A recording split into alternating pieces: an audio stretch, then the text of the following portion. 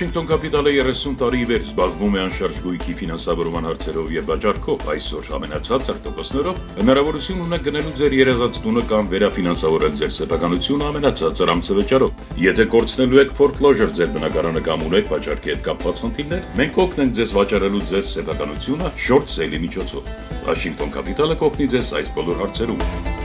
Զանգարեք 818 240 1920 հեռախոսահամարով։ Բարև ելարնիկներ, Ronnie Gharibian Washington Capital հասարակությունից այսօր պիտի անդրադառնանք տեսեք ինչքան նորություններ ունենք նամանավան դեպի տարվա վերջերում ենք ինչ սպասելիքներ կա կենտրոնական բանկի կողմից զեկույցները դրված ընդհանուր առմամբ էկոնոմին հոկտեմբերի առու վաճառքները տանը արդյոք ինչ ազդեցություն ունեցավ եւ ինչ մոտեցումներ կա տոկոսներին ինչպես որ իմանում եք նախկինում զեկույցեր ենք այսօր դեկտեմբեր 3-2017 թվականը Ինչպես իմանում եք արդեն ամեն դեպի տարվա վերջեցալով երամսյակները որ first quarter, second quarter, third quarter, վերջին ու fourth quarter, այսինքն չորրորդ երամսյակը իր ավարտին է հասնում անշուշտ էկոնոմիստներն արել ընդհանուր առմամբ որպես տարեկան աճ որպես էկոնոմին ինչ growth եք ունեցել, ինչ աճ ունեցել որպես էկոնոմի, ինչպես նախկինում ասել եմ մեկը մյուսին տեսնում ու բարեկամները ինչ են ասում, գործերը ինչպես է, ուրեմն այն տեսենք Միացյալ Նահանգների գործերը ինչպես է, խնդրեմ առաջի ռիպորտաժը նայենք, ուրեմն եթե նայում ենք որ ընդհանուր առմամբ մեկ կարևոր կետերից է նա որ երրորդ երամսյակին եթե տեսնում եք վիդեոյի վրա 3.3% էր, երկրորդ երամսյակին 3.1%, Առաջի երամսյակը 1.2%, չորրորդը առաջ մեզ 2.7% իրանց estimate-ն է, բայց որովհետև դեռ վերջնականը չունեն, դա վրա կարող է որ ասվեն չորրորդ երամսյակի մեջ նախքին ինչ-որ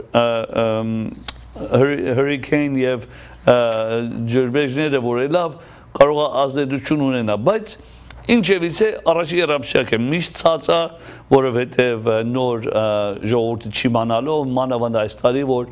նոր նախագահ ունենք եւ այլն, բայց 3%-ը բավականին բարձր է։ Մեր նախագահ Ելենը, Ջանեթ Ելենը, որ իր արդեն կենտրոնական բանկի նախագահն է, որ իր վերջինն է, փետրվարին հրաժարվելու է, մատ իրան լսենք սենատի մոտ, իր վերջի զեկույցն է տվել սենատում, լսենք իրան։ Economic expansion is increasingly broad-based across sectors as well as across much of the global economy. I expect that with gradual adjustments in the stance of monetary policy, the economy will continue to expand and the job market will strengthen somewhat further, supporting faster growth in wages and incomes. Անշուշտ իր ասածներից կարևորներից ինչա որ շատ ուժեղ էկոնոմին ուժեղանում է նույն ձևի պետք է շարունակվի ուժը եւ global economy-ն այսինքն համաշխարհային էկոնոմին էլ բավականին ուժեղանում է նույն ձևի սպասելիքն է որ գործերը պետք է նոր գործատեղերը շատանան եւ անշուշտ պետք է եւ նոր գործերը որ եկամուտները կարևորը wages եկամուտներն էլ պետք է ուժեղանա եւ շատանա անշուշտ beige book-ը որ նախկինում միշտ էզի ասեն որ մատ գրքույկ է որ ուսումնասիրություն է որ քրեմագույն ասենց beige book հասկացողությունն իր մեջ կենտրոնական բանկի կողմից ռիպորտը դրվել ասում է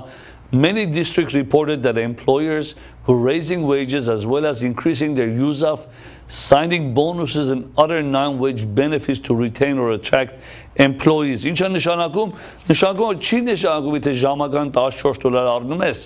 եթե $14 չի բարձրացե 18 կամ $20, ուրեմն չի գորոջիկներդ ավելացրել, ասում հիմա կվա գործարանները կամ ընկերությունները կամ գործատերերը միայն ժամականի վրա չի իրանց շահերը որ գործավորներին պաշտոնյաներին տալիս են այլ կարող է լինի բոնուսի տեսակով օրինակ եմ ասում բայց ժամը $14 է ստանում ժամը $14 կպահեմ բայց ամսական կամ երամսյա կամ տարեկան քեզի կտամ օրինակ 5, 10, 20% բոնուսներ շահեր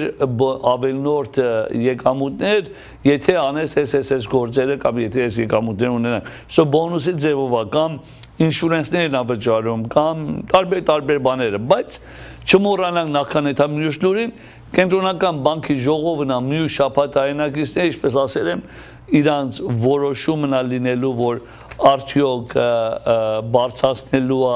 տոկոսը դե ոչ, ընդհանուր էկոնոմին արդեն վստահ է մոտ 90%-ով պետք է 40%-ի չափ բարձրանա, մահատ ֆեդ չերերից, որ դժբախտաբար չունեմ իր մասը, բայց Դալասի ֆեդ չերը, որ ինքը մահատ որոշողներից է, որտեղ կենտրոնական բանկի անդամների բոլորը քվեարկության իրավունք չունեն, հատուկ մեկը Դալասի նախագահներից, որ քվեարկության իրավունք ունի, ինքը արտահայտվել է անցյալ շաբաթ, որ համոզված է, որ պետք է որ տոկոսները բարձրացնենք, ոչ թե այլ նախընտրելի է, այլ պետք է որ բարձրացնենք, որովհետև եթե չբարձրացնենք, կարող է էկոնոմին, որ այս ուժեղ ձևով շարունակում է, հակառակ վնասներ ունենա։ Նորակառույց շենքերը new builds որ միշտ ասում ենք, որ report-ներից մեկն միշտ կա, որպես new buildings, new nation, ընդհանուր Միացյալ Նահանգներում հոկտեմբեր ամսվա մեջ, բոլոր հոկտեմբերին, որտեղ նոյեմբերին է դեռ չի պակվել զեկույցները, բոլոր հոկտեմբերի լուրերն որ արդեն կա, եւ հոկտեմբերի մեջ արդեն երրորդ ամիսն է, որ ամեն ամիս աճ ունեցել որպես new build, ոչ թե existing նորակառույցի մասին խոսքը, մեր մյուս ռեպորտաժները կարելի նայենք, so նորեն շահեր ցույց տվան, որպես նորակառույց շենքերը վաճառում են, որտեղ ուզենք չուզենք պակասություններ կա, եւ New Home Sales-ը ընդհանրապես սեպտեմբեր ամսվանից սկսա բարձրանել, մեծ մասը պահանջի պարագայումը անշուշտ ինչպես եմ հրրիկենները էտել թույլատրում է, ինչպես տեսնենք New Home Sales-ը հունվար ամսվանից մոտարապես հունվար 2020 տարվա սկիզբից չնչին իջավ սեպտեմբեր ամսվա մեջ այն էլ ինչու որտեղ հրրիկենները որ կար ընդհանրապես շինարարությունները չելավ այդ երկու հատ մեծ Մայամիում եւ Հյուսթոնում, բայց դրանից հետո նորեն սկսավ շարունակվել եւ job growth, ինչպես մենք առաջ ասում ենք, որպես եկամուտներն է շատանում եւ նոր գործեր է ստեղծվում, այսի պատճառը այլն որ շինարարությունն էլ իրանք լավատես լինեն շինարարները եւ սկսեն անշուշտ cost of land-ը հողի արժեքը դեռ բավականի թանկ է, labor եւ material-ը ապրանքը դեռ թանկ է, պաշտոնյան որպես մասնագետներ դեռ չեն ունենում, բայց իրանց մոտեցումը եւ լավատես են ինչու որտեւ նոր երիտասարդները, ինչպես ասելով millennials որ ասում են, այդանք արդեն սկսել են շարժումի եւ սկսել են նայել տուներ առնելու, նամանավանդ ավելի start-up արժեքների վրա, անշուշտ start-up չի մնացի, ավելի թանկ են, բայց համեմատաբար դեռ բավականի կա, so հոկտեմբերի ռիպորտը ցույց է տալի, որ number of homes sold դեռ չի հասել ամենած բավականի ցածր համեմատ վերջի 10 տարվա մեջ, բայց դեռ առաջադիմություն կա եւ շարունակվում է։ Ինչ եմ ուզում ասացել եմ այս լուրերի մեջ, եթե developer-ներ եք, շինարարներ եք, ինչպես է multi-unit-ների մասին կամ multi-house, մահատի մասին չի ընդհանրապես խոսքը, բայց մահատն էլ է, չմոռանանք $1 միլիոն տունի մասին չի խոսքը, այն արժեքներով, որ ավելի մաճելի է ժողովրդի համար affordable են ասում, affordable էլ ամեն քաղաքի նահանգի անձնավոր համար տարբեր թիվեր սխալ մի զգացեք, եւ նույնիսկ պահանջը կա, այսինքն եթե սկսեք շինարարություն անել, չի նշանակում մյուս տարի կիչնի, ինչպես ամեն մար ժողովուրդ միշտ ասում են, որ hesap ekeyişini tez լուրեր առայժմ չկա Առաջ ես շատ ներողամիտ կենեք չարտահայտվամ ձայնս այսօր մեկ ինչ կաշված է, բայց չուզեցիմ ձեզի չներկանամ, ուտև անցյալ շաբաթ գոհապանության շաբաթն էր եւ չունեինք հատուկ ծրագիր, դա համար ուզեցիմ որ անպայման ունենաս, ու ներողամիտ կենեք, եթե ջուր բեկեխեմ եմ։ Մյուս լուր ունենք pending home sales, այսինքն ներկա վերավաճառվելիք տուների մասին է խոսքը, նոր խոսացինք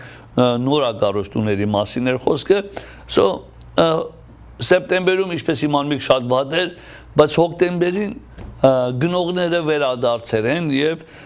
առուվաճառքը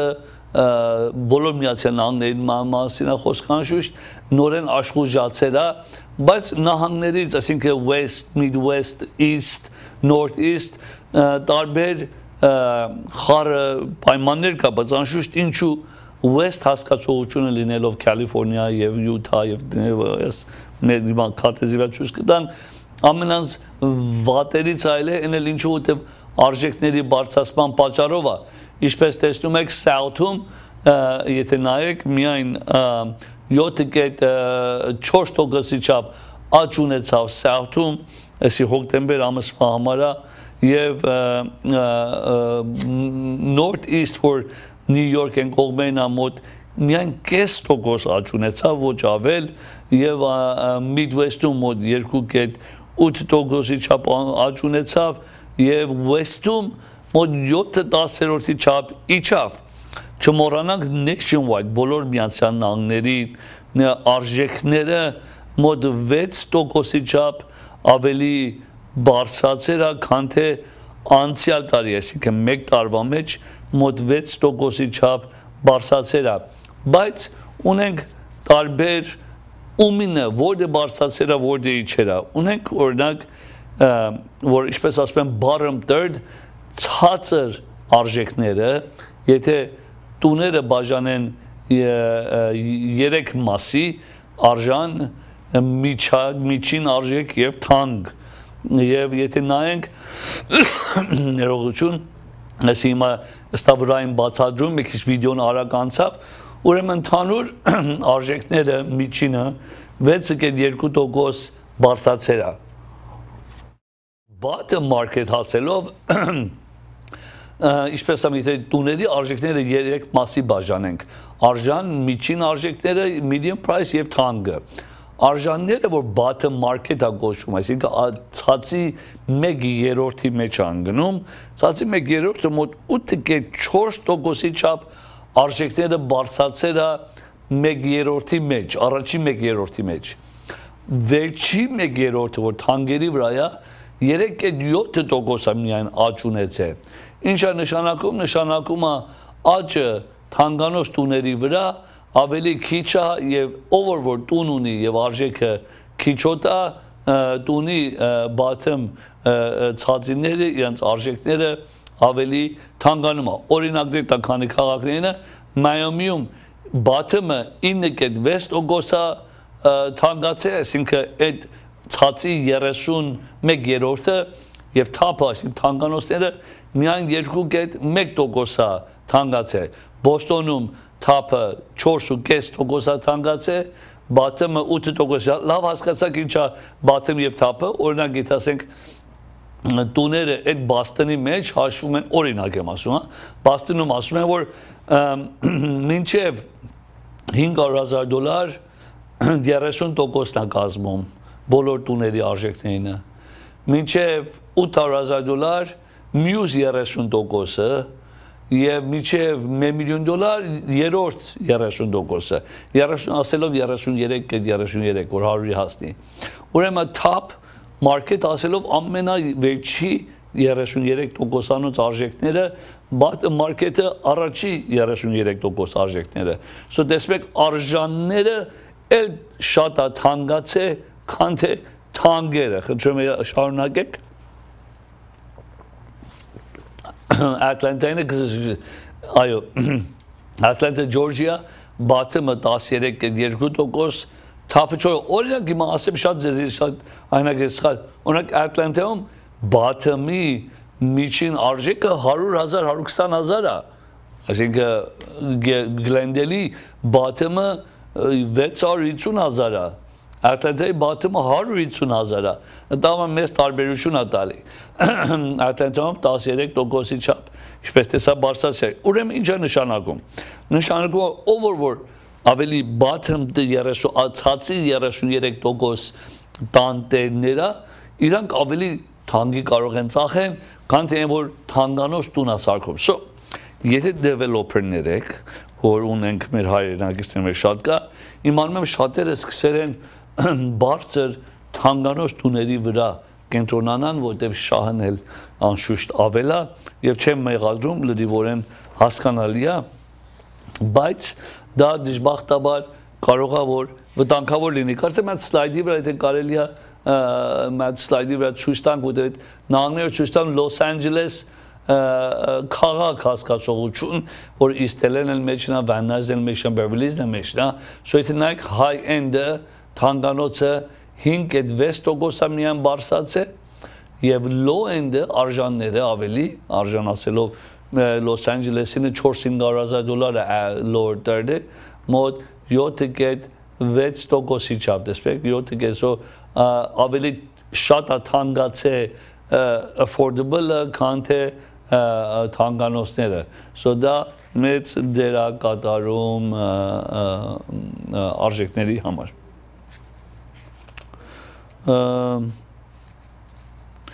Tax plan-ի մասին ինչպես իմանում եք, tax-ը որ արդեն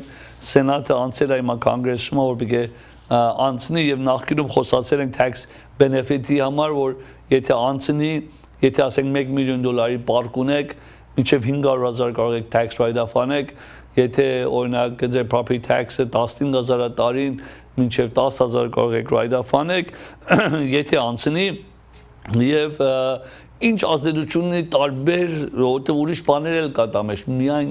միայն տոկոսը չի, շատ ուրիշ բաներ կա, մենք մյուս վիդեո նայենք, ցույց է տալի օրինակ Նյու Ջերսիում, եթե կարելի է մեր մյուս ռիպորտաժը նայենք, Նյու Ջերսիում համ տան արժեքները շատ են, համ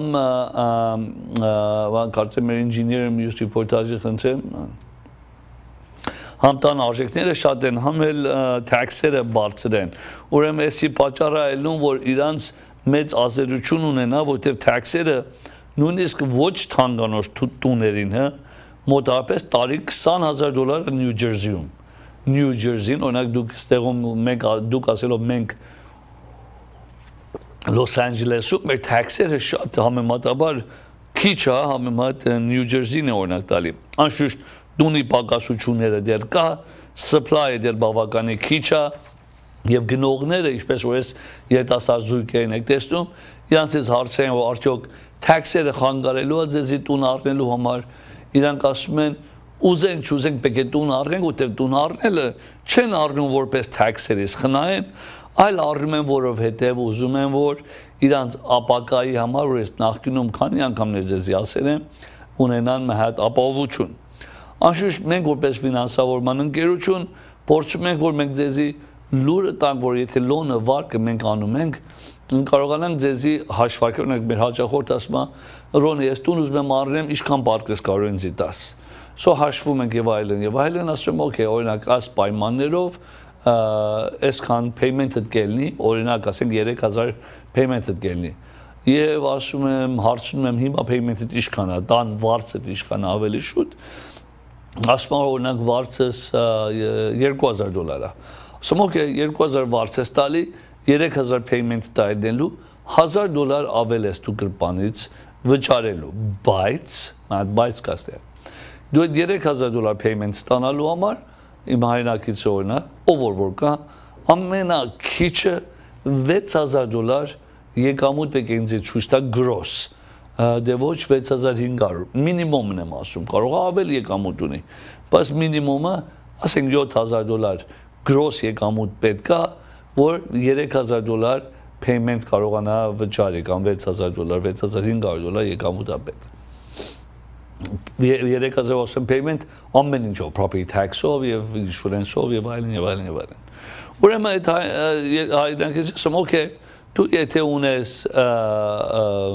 մոտարապես $6,000 եկամուտ կամ 6,500, ամեն ամիս դու tax ես վճարում եկամուտիդ վրա, այսինքն ամեն երկու շաբաթ մեկ 3,000 gross-ը տա, gross check-ը տա, այդ check-ից հանում են մոտ $1,500-ից $1,800 ամենաս քիչը,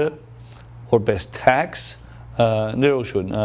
$900-ից $1,000 հանում են ամենաս քիչը որպես tax, դու $2,000-2,100 ամեն check-ը տուն ես տանում,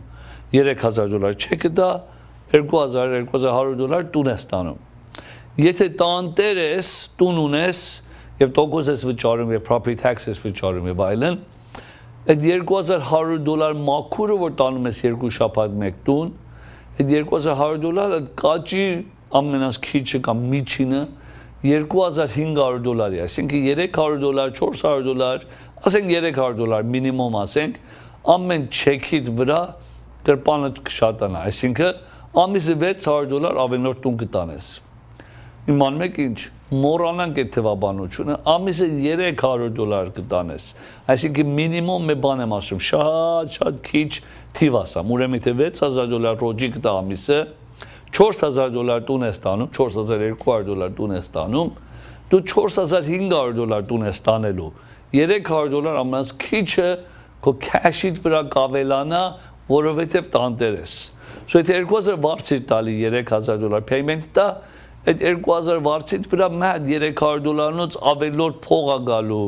որ դու tax-ի փոխարեն վճարելու կարող ես վրան դնես, սո գրպանից այդ ավելորդ $700 կամ $500 պետք է դնես։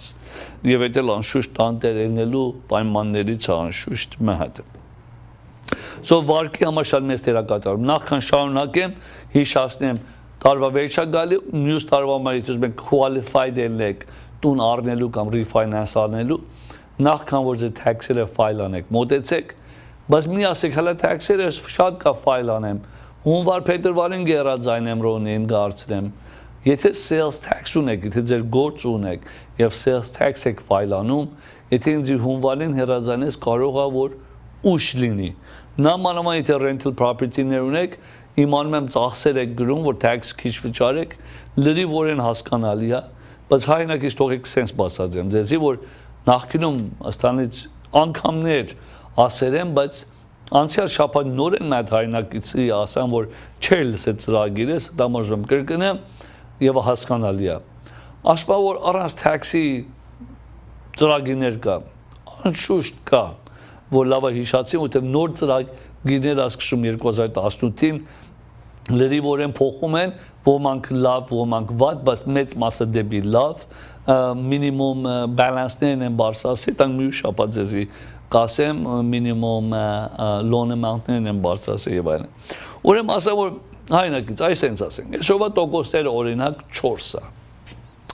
Եթե դու առանց եկամուտի թուղթի ուզենաս մոտենաս որևէ մողոքու, ամենից քիչը քեզի կտա 5-ը լինելու, 1% ավել։ Եթե $500,000 վարկ ես ուշում, դու 1%-ը հաշվի, տես ինչքան այլում տարեկան ավելորդ վճարելու ես։ Եվ եսի լավ թիվեր եմ ասում, 5%, քիչ եմ ասում։ Էդի ոչինչ։ 4%-ի վրա, որ ես մեկ շետո տոկոս են ձեզի ցույց կտա, դա 0 point-ով է։ Արդյոք 5% առանց եկամուտի թուղթին 0 point-ով է, պատասխանն է ոչ։ Ամենակիչը 2 point-ով է, այսինքն, եթե $500,000 վարկ ես վերցնում, $10,000 պետք է point վճարես,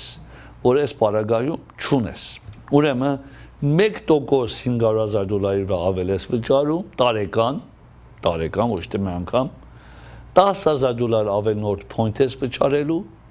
եւ այդ քո տոկոսը 30 տարվա ֆիքս չի այդ 5-ը որ ձեզի ներկայացնելու են, կարճատև է 3 տարով, 5 տարով այդենցի ֆիքսը, որ պետք է refinance անես, մատ էլ 3-4-5,000 refinance-ի ծախսի մեջ մտնես եւ refinance-ի ժամանակ արդյոք տոկոսը ինչ այնելու այն ժամանակ եւ այն ժամանակ արդյոք tax-երը լավ է դե ոչ, որտեղ եթե պետք է լավ ելներ, այսօր լավ կելներ։ Ուրեմն ծախսը որ հաշվես առանց եկամուտի թուղթի stated income-ին, քան թե IRS-ին մատ չեք գրես ուղարկես $10,000, $20,000, օրինակ եմ ասում, ամեն մարդու լիմիտը տարբեր է։ Նայում ես որ այդ ձեռնատուը tax-ը վճարեմ, միտքս հանգիստ լեզուս երկար, ուզածս կանեմ, բանկերին ես կպահանջեմ, նայ tax-ս, նայ credit-ս, նայ եսի, ուզածս տվեք ամենալավ մատչելի գիներով ամեն ինչ։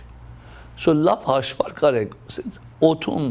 միայն stated income չի, պետք է նայեք ձեռնատու չի, հələ prepayment-ներ գդրեն եւ ինչեր ունեն։ Սո շատ զգուշությամբ պետք է մոտենաք հարցին։ Անշուշտ tax-ի համար, որ մեկ քիչ առաջ խոսացինք, մատ ուրիշ խնդիրներից որ կա ընդհանրապես այս tax-երը որ ուզում են հաշվեն, մեծ խնդիրներից որ ժողովուրդը ավելի շուտ շինարարները ձեռն պահեն եւ բողոքում են եւ չեն սիրում, դա ինչու մեծ tax credit կա որ ընդհանրապես government-ը որպես federal government-ը tax credit տալի որ բանդեր էր իշուանում, բանդերը որ նոթերը որ բանդերը tax credit է իշուանում որ միայն affordable housing-ի բյուջեն է affordable housing ասելով ցածր արժան մակարդակի վարձու կամ առնելու տուներ լինելով section 8 լինելով ընդանք for physically challenge այսինքն ֆիզիկապես տեղեր պետք ունեն որ handicap-երի համար է այդ տեսակ տուներ կամ senior citizens ծերերի համար տարիքավորների համար որ տուներ է պետք եւ այս տեսակ շինարարներ կան եւ ելեր են եւ կմնան եւ այս տեսակ շինարարների համար եթե այս tax-ը անցնի այդ բանդի access այդ tax benefit-ը այս անձնավորություններից այս շինարարներից կհեռանա եւ շինարարի համար այլևս ձեռ չի տա այս գործը անի այս ոչեն պետական է federal ոչ թե նահանգային ոչ թե Կալիֆոռնիա ոչ թե քաղաք այլ պետական ասեմ վիդեոն ունենք դե կարելի է ցույց տանք եւ այս գործը անելով հաշվարկել մոտարապես 50,000 հատ այս տեսեք նորակառույցներ ամենամար թանկանոցն ուզում սարքի ինչպես ցենտրալի վրա տեսել եք նորերը որ թանկ վարձերով գլենդելում սարքվերա բայց նակ որ low housing seniors veterans homeless-ների համար ընտանիքների համար people with special needs մոտ 50,000 unit տարեկան սարքում էր միայն այս բանդի շահի միջոցով եւ այդ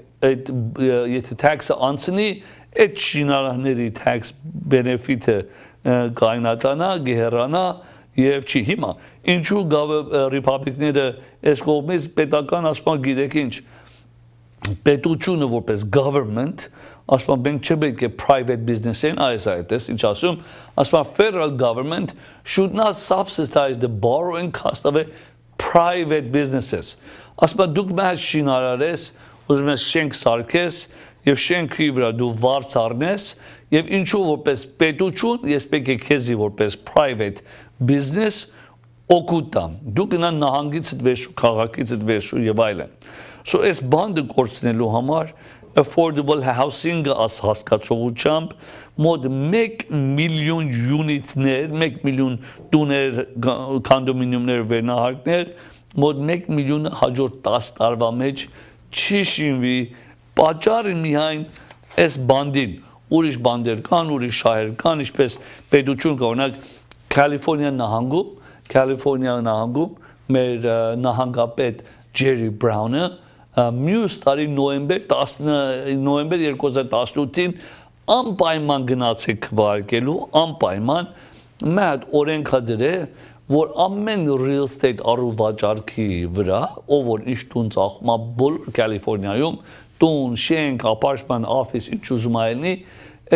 դա վրա մոտարապես ամեն մեկ transaction-ի վրա քանի դոլար չեմ $70 փոքրիկ մի բան է ասում տվեք ամեն մեկ առուվաճառքին 70 ես տունը ծախամ $1 միլիոն $75 ինձ կտաս խնդրում եմ այդ $75 հավաքելով մոտարապես տարեկան $1 բիլիոն բյուջե ունենում որ տրամադրելու է միայն affordable housing-ների համար այսինքն արժան տուների համար որ կարողանան շինարարները քաղաքները պետությունները ինչպես իմանում եք գլենդելում քաղաքապետության փողը կա շինարարներ պետք է որ արժան էլի section 8-ի տուներ էլի ոչ section 8-ի բարձրապես rent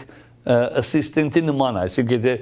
միջինը one bedroom-ները օրինակ $2,000 է եւ դու եթե senior citizen ես կամ եկամուտը քիչ է կամ ընտանիք ես որ ընտանիքը եկամուտը քիչ է ասում որ ինչքան է եկամուտը 30,000 կամ 40,000 կամ ինչ որ medium-ից պակաս ասում օքեյ դու կարող ես այս շենքի մեջ վարձու նստես եւ վարձտաս միայն $1,200 փոխարեն $2,000 ինչպես իմանում եք Sonora եւ 50 վրա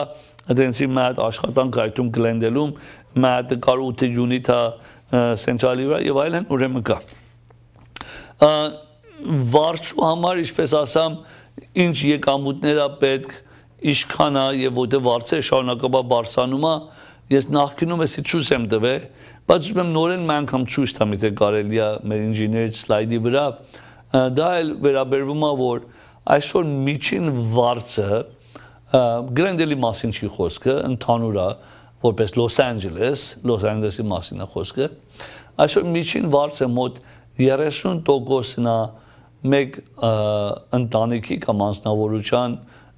եկամուտինը, այսինքն, եթե միջինը մոտ $1,800 է, երկու բեդրումի մասին է խոսքը,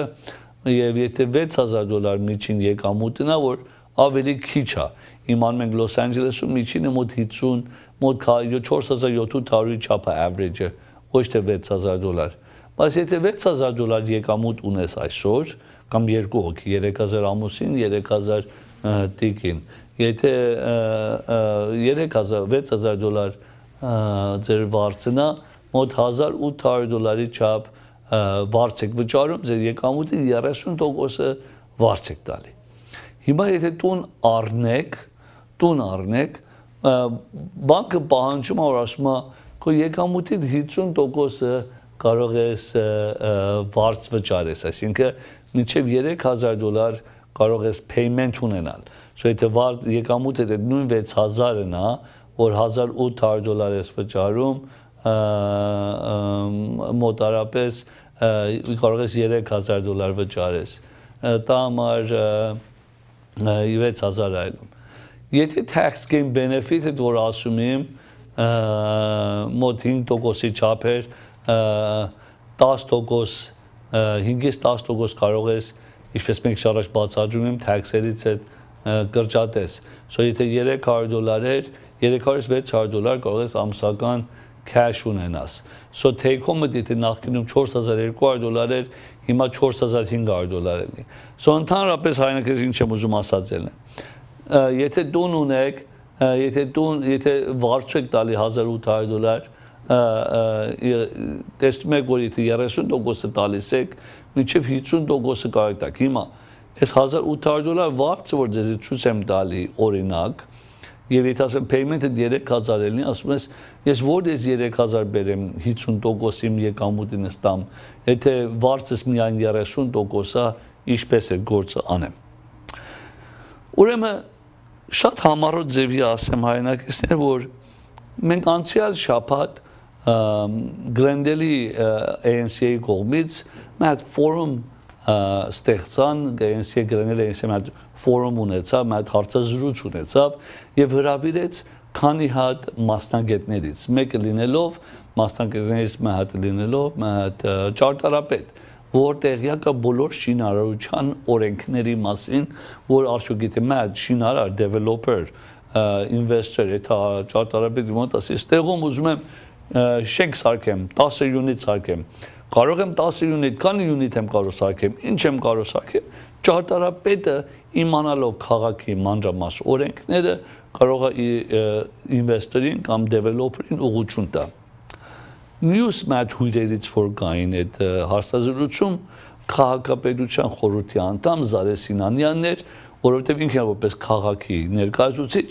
որ ինչ է կարող անեք, որ օգտակար լինեք շինարարներին կամ developer-ներին, որ կարողանան ավելի մատչելի արժեքներով վարձու տուներ շինեն, ինչպես ասում են affordable housing, որտեղ չունեն Գլենդելում եւ ոչ թե միայն Գլենդելում, Միացյալ Նահանգներում չկա։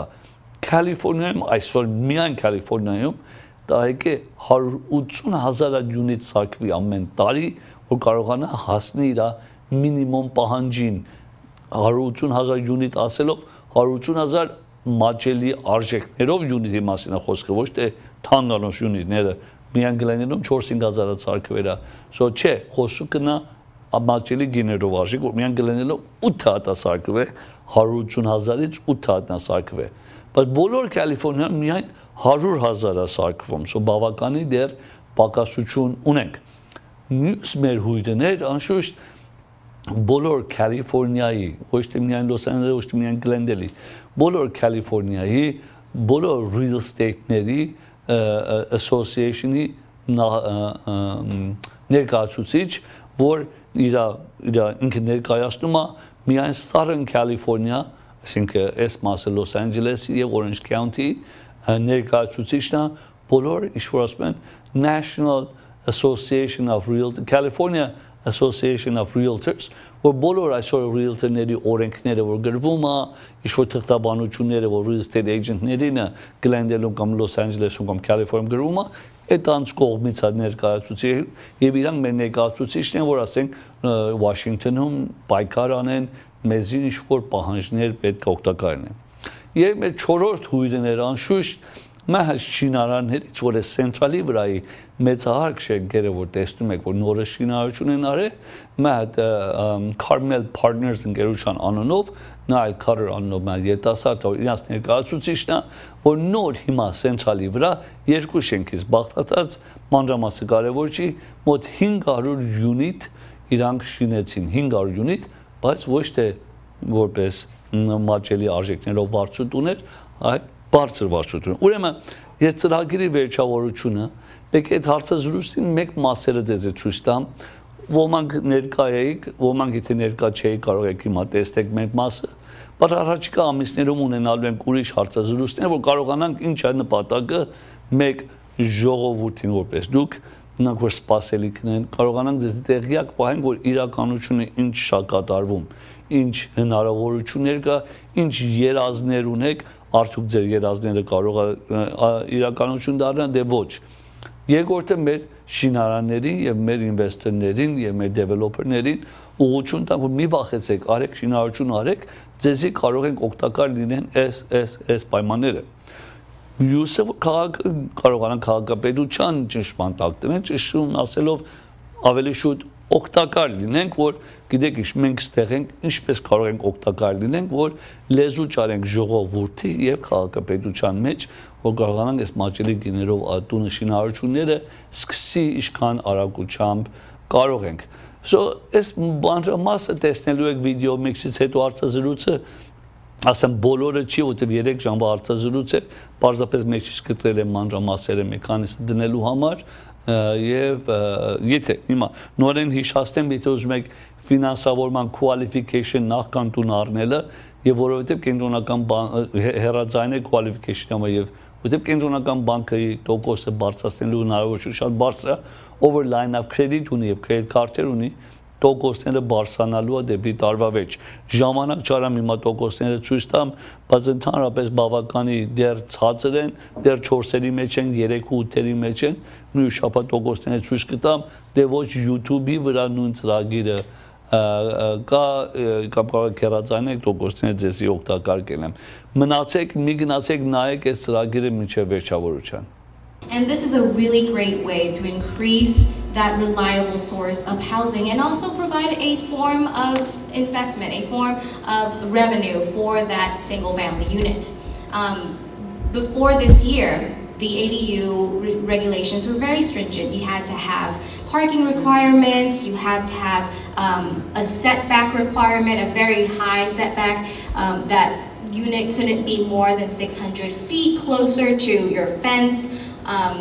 Parking restrictions. Parking restrictions, and many of those have been lifted, and it took effect this year, and we're seeing that effect take place through municipalities who are changing their zoning laws and their ADU approval processes to make way for this. And this, you will see an impact, because this will help increase supply. Councilmember Sinania, we know that City of Glendale has not implemented that yet. Any timeline? When will it start? January. So we've accepted. I think we passed a temporary ordinance to come in compliance with the new ADU regulations. And you know, the ADU regulation, and I'm glad you mentioned it, is a fine example of sort of this push and pull between Sacramento and local authorities. As Sacramento is coming to the realization of how serious the problem is, and understanding that it's not going to get better, it's only going to get worse. Because, you know, thank you for that graph, by the way. That graph is very powerful, showing the long-term trend of not building sufficient housing. And again, the cumulative impact is what we're experiencing now. So long as we keep doing what we've been doing for the last 2 decades, it's only going to get worse. And whether it's this governor or the next governor, the people that are in power in Sacramento that are responsible will seek means to force upon the local authorities the realities of having to build more. An ADU situation is a fine sort of opening salvo. I'm not sure it's an opening salvo, but it felt like it, where they said, okay, you're gonna create a unit in your backyard out of nowhere. We know that a lot of you have it, and if you don't, you should, because you know your son doesn't or your daughter don't need to go out there and rent an apartment that are taking up space, or your grandma, grandpa, mother-in-law, whatever you want, you know, different people call it different things. They should live in your backyard, and that way you free up space, and that way, you know, it's actually a practical solution. Now, what did Glendale do in its temporary solution? We stuck to the smallest, most restrictive possible interpretation of the ADU statute, and yeah, it's again a short-term solution, which doesn't necessarily contribute to the long-term resolution of this problem. We can get at least a few hundred, maybe, if January. I'm not even sure that under our current realities of what's there and what the limited sort of, what is it, 500 square foot maximum that we've allowed, I'm not sure that really has an impact and has an impact that involves hundreds of units. Just grandparents. I don't know if Peter has more details on that, but it's a relatively small number from what I understand. Mr. Bromley, if I may, yes, you're absolutely correct. And on that issue, I think, again, it's a political decision what the council or the community will decide to do. Today, you can build 500 square feet is the maximum you can build.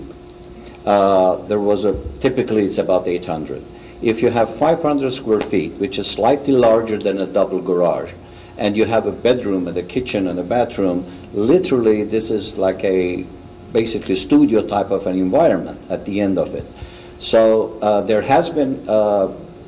various requests, and I understand this may come to the council sometime in February to increase it to 800. So we will see whether that goes through or not. But there are, discrepancies in the code, the way it is written, that makes it impractical. There's possible. If you look at the FAR requirement, which says that, by the way, that FAR requirement that you had before, which limits you to, whatever the ratio is, the ADU doesn't expand your FAR. That's correct. Grant. That's correct. You're limited to your FAR, which probably cuts down about 98, 99% of anyone that would be otherwise eligible for an ADU. But it's being implemented in Los Angeles, if I'm not mistaken, and people are building. Yeah. But I strongly would like for the staff, the planning department or so, to look into the details and the practicality of the code. There is a section that says if you build a garage and build a ADU above that, the maximum height can be 15 feet, otherwise you go to design review board. I mean, this poor guy has a single family, he wants to build a 500 square feet on a garage, and what is it? You build a 8-foot garage with 1-foot structure, so your building without the roof is 5.5 feet. So these things are not practical. They need to be reviewed, and then, again, whatever the government decides, that will be the governing point. What I would like to do, though, I would like to go back to one item, if I may, that was mentioned on those graphs, which are very impressive, and that is, for any developer, there are certain criteria. One is the value of the land, the cost of the architect, the waiting time, etc. One are the fees that are being requested by the city, and the variety of points, and developers, I call them penalties, by the way, they are not fees anymore. But the time component and the unknown element is dramatic. if a developer doesn't know what will happen, they will never risk into pursuing the project. And the time frame, I mean, we must have, and this is a discussion we have with every city, but I don't understand why in the city of Beverly Hills, you can submit your project to Design Review Board within 2 weeks, 10 days later it goes in front of the commission. Why can't we do that? It takes us months and months to do that, 800 revisions, and we are not being able. So this is the time that we are talking. This time element is as much important as the cost or the fees. If you're charging the fees, it's perfectly okay. I am the person who actually spearheaded the expedited plan checking system in Glendale. For every contractor that has a building in construction, it pays to pay $5,000 more and get the revision and not wait 6 months and stop the job. So there's a value in that. But once you collect the money, then you need to also respond in terms of issuing a permit in a streamlined system. Otherwise, it's an unknown. The carrying cost, obviously, Mr. Carter, that's a big burden. Yeah, I think, speaking of, and I want to touch on a few points, I think one of the things that could be done is there should be a, sort of call it the carrot and the hammer as it relates to starting a project. So many people in today's market have a piece of land, they're speculators, they're willing to take staff time, council time, planning commission time, and it forms this huge queue with the only intent is to flip the property at the end of the day, and then who knows what happens. And they build the trust with the community, and then they just flip it. And in other cases, we want to get to the finish line entitled so we can then sell it, and it never gets built. So I think that there should be some system to both incentivize and penalize developers so that they're not, to start the project as soon as possible to create the housing. So I think that's really important, and it's easier said than done, but I think that's something that, to hold their feet to the fire. To the councilman's point about the new housing in Glendale and the perception that has increased rents. Rents in LA County as a county have, and that's just globally, have come up 30% in the last 5 years. So wherever you were, your rents went up. I guess the question is, where would rents be in Glendale today if no new housing had been built? They would certainly, just math, would be a lot higher than they are today, because now people have more options, more competition, housing project competing directly across the street from each other, so that you have that sort of creative tension, call it. So I think that's very important. And I think that the final thing I would say is that at the end of the day, there has to be a balance between the workforce housing,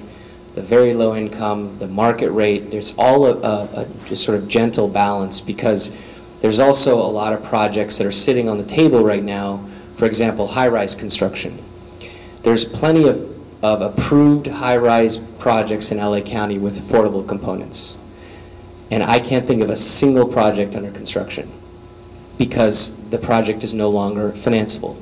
So you have these projects that could be building housing that can't get built because the construction lender, the Wells Fargos of the world, are saying, I can't take this risk and lend you this money on a project with these returns. So it's all about balance. The perception is developers are, have a lot of money left on the table and they're just trying to hoard it. In today's world, I can tell you it is an extremely difficult, just to get a normal project to start construction with what's happening. With that. Obviously, that's a nationwide problem because we were overbuilt as a nation, as started in a couple of years ago. So banks pulled the plug. They're scared for being overbuilt. I understand that part. But also we had a problem with the one you say, for the rents are more housing, so more renters, so it keeps it. But for citizens, senior citizens,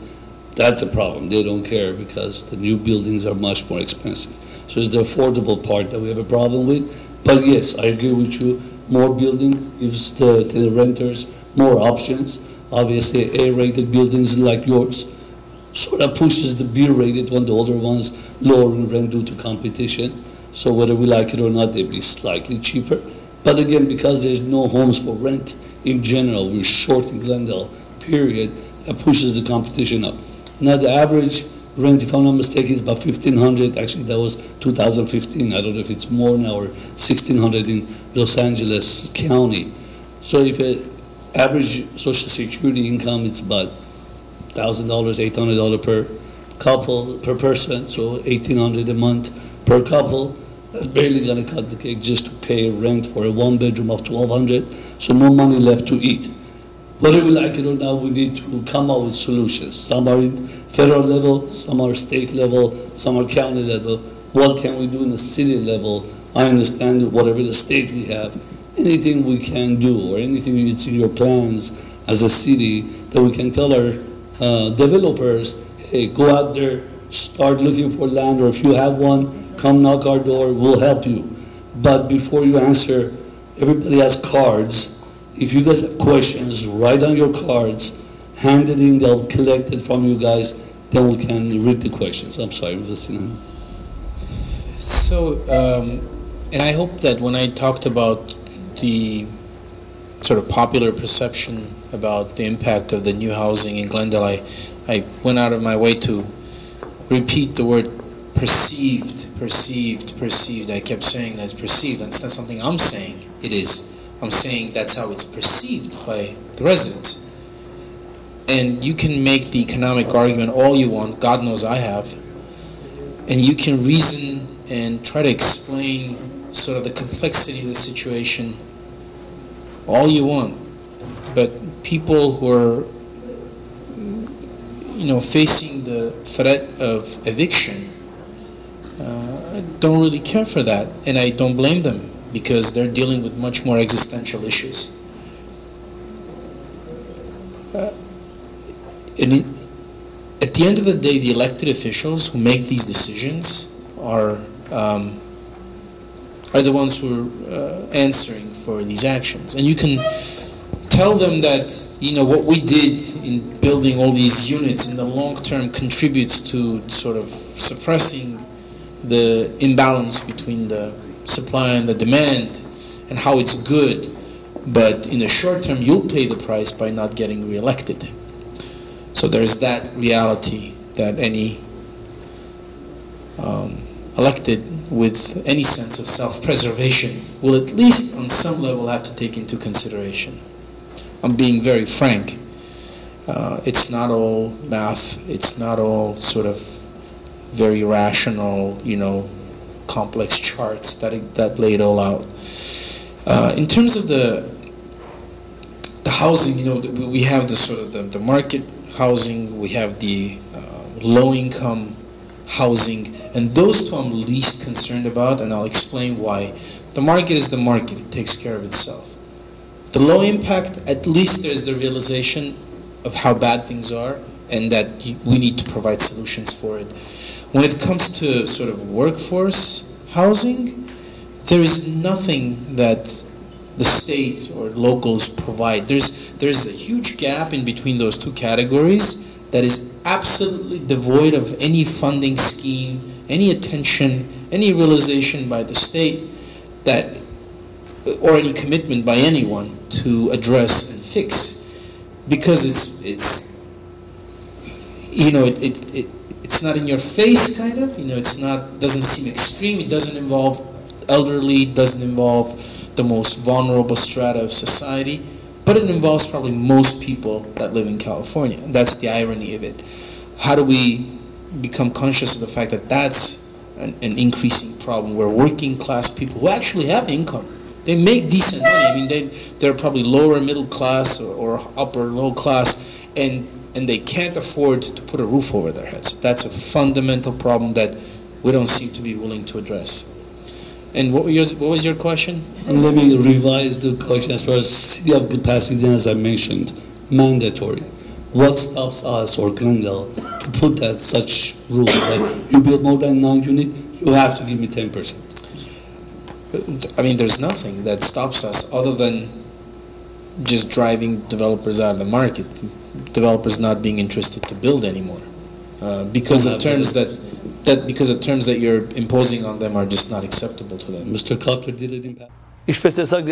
հայրենագիրը այդ հարցազրույցը բավականի կարող ասենք իրանցից ինչքան կարող ենք տեղեկություններ վերցնել, ինչպես ասեմ, 3 ժամվա ծրագիր է, բոլորը չեմ կարող ցուցադրեմ, երևի կարողանամ ուրիշ պայմաններով կամ եթե YouTube-ի վրա մոր կդնեմ, ձեզի լուր կտամ, բայց մեջի տեսակ ահագին օգտակար են մեր հայրենակիցները, բավականի պատասխաններ ունեցանք, մենք ունենք բավական պատասխան, եւ պայքարը կշարունակենք, տեսնենք ինչպես է կարող օգտակար, բայց եթե developer-ներ եք կամ հողատեր եք, մանավանդ հողատեր եք, պահանջը կա հեռացանեք եւ մենք ձեզի կարող ենք ուղղությունը ցույց տանք։ Շատ մերսի եւ շնորհակալ եմ, որ հետեւում եք մեր ծրագրերը, կհանդիպենք ձեզ մյուս շաբաթ։ Տեսություն ձեզ։ Վաշինգտոն կապիտալը 30 տարի ի վեր զբաղվում է անշարժ գույքի ֆինանսավորման հարցերով եւ վաճառքով, այսօր ամենացածր տոկոսներով հնարավորություն ունեք գնելու ձեր երազած տունը կամ վերաֆինանսավորել ձեր սեփականությունը ամենացածր ամսվճարով։ Եթե կորցնելու եք foreclosure ձեր բնակարանը կամ ունեք վաճառքի հետ կապված խնդիրներ, մենք կօգնենք ձեզ վաճառելու ձեր սեփականությունը short sale-ի միջոցով։ Վաշինգտոն կապիտալը կօգնի ձեզ այս բոլոր հարցերում։ Զանգարեք 818 240 1920 հեռախոսահամարով։